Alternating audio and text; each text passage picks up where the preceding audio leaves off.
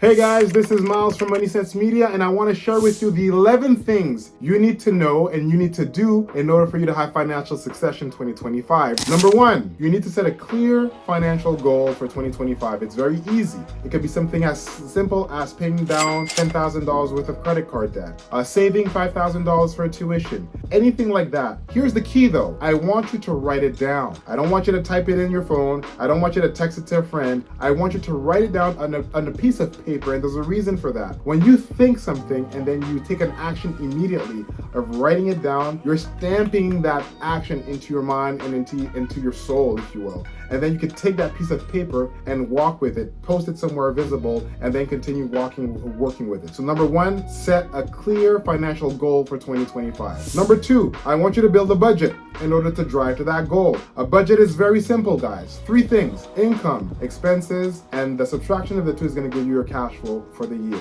I want you to have a very simple budget that you're going to be able to use in order to track your money and to follow your money. And then you'll be able to tell your money exactly where you want to go. You can use paper, you can use Google Sheets, you can use QuickBooks if you want to use QuickBooks, or any other type of online tool. The important thing here is for you to have a tool that's going to help drive the use of tracking your income and your expenses and your cash flow. Number three, you know where I'm going with number three, guys, because if you're not new to this channel, you know I love emergency funds. I think it's the secret sauce to personal financial wealth. It is why I'm able to go on a cruise with my family right now. Number three is having an emergency fund. An emergency fund is 3 to 6 months of your regular monthly living expenses that are saved somewhere safe that you have access to in 24 to 48 hours. And that's very important, because if all of your cash and all of your assets are tied into real estate and you can't pull out $500,000 or $100,000 quickly, it's not an emergency fund. An emergency fund is just that. It's cash, it's liquid, it's accessible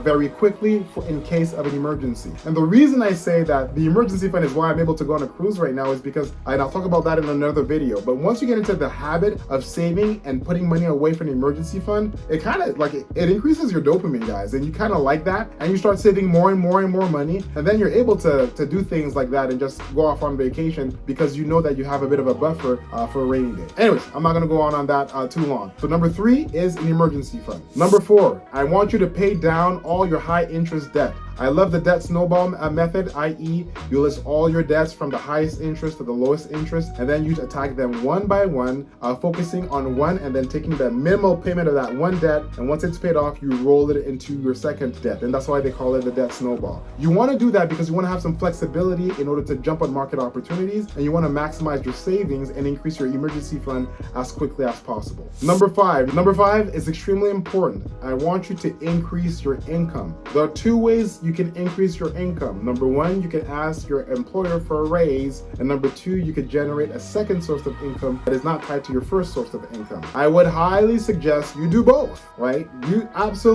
do both. If you know you deserve a raise, you go out there and you ask for your raise, but don't depend on that raise. I want you to go out there and build and find that second source of income. In my opinion, that's where there's the most upside, because you set your own ceiling when it comes to that. So finding and developing that second stream of income is going to be extremely important for you for 2025, and that should be part of your goals for 2025. Number six, I want you to invest early and to invest consistently. Now, this is an important one. I'm not telling you how much to invest. I'm telling you what are the behaviors that you need to have with your investment. Your investment has to be consistent and it has to be early. If you're starting in 2025, good for you.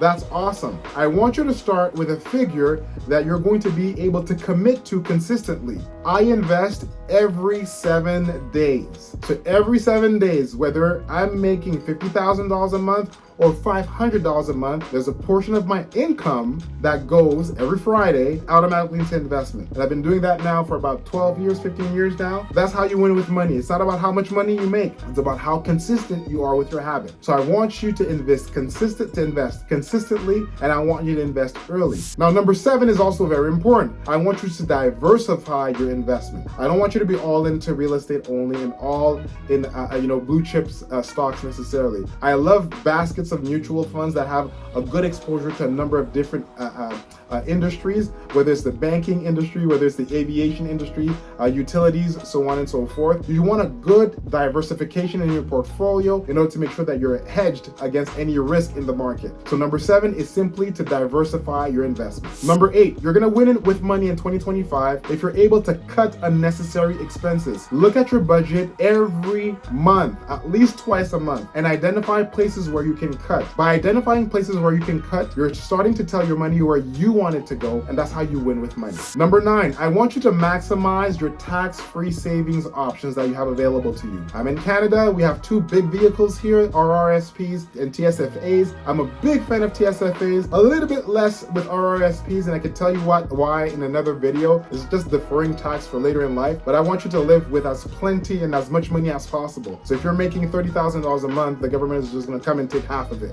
if you're using your RRSPs. So anyways, that's a different story.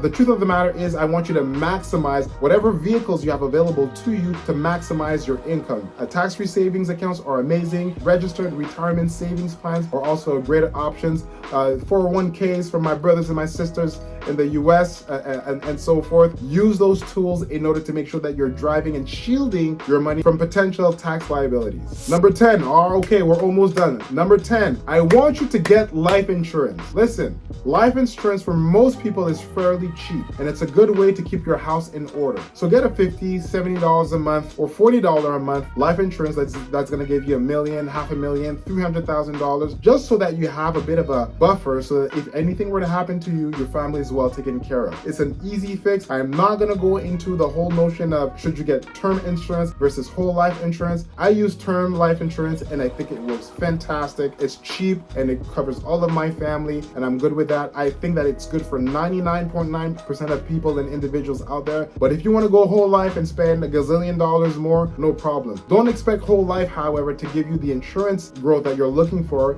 that you'd be able to get by investing in the stock market yourself. And then number 11, the most important tool, skill, or asset that you will need in order to reach your personal finances goals in 2025 is simply to learn. You need to learn consistently. I want you to be hooked on YouTube for the right reasons, okay? I want you to learn content that is going to help you drive and reach your financial goals. So I want you to listen to this channel, but not only my channel. There are tons of great financial channels out there that give you great tips in order for you to drive your financial wealth. So I want you to learn. I want you to read books consistently and continuously in order to reach your objective. That's how you're gonna grow. That's how you're gonna reach your financial objectives. Remember that reaching your personal finance goals, it's a marathon, it's not a race. You have to wake up, get on it every day and be consistent. It's easy to do it in December and in January, but it's harder in February and in March. So you want to build on that momentum in order to grow. Thanks for watching this video. Don't forget to subscribe, to share this video with a friend, and to hit the like button, and I'll see you on the next one.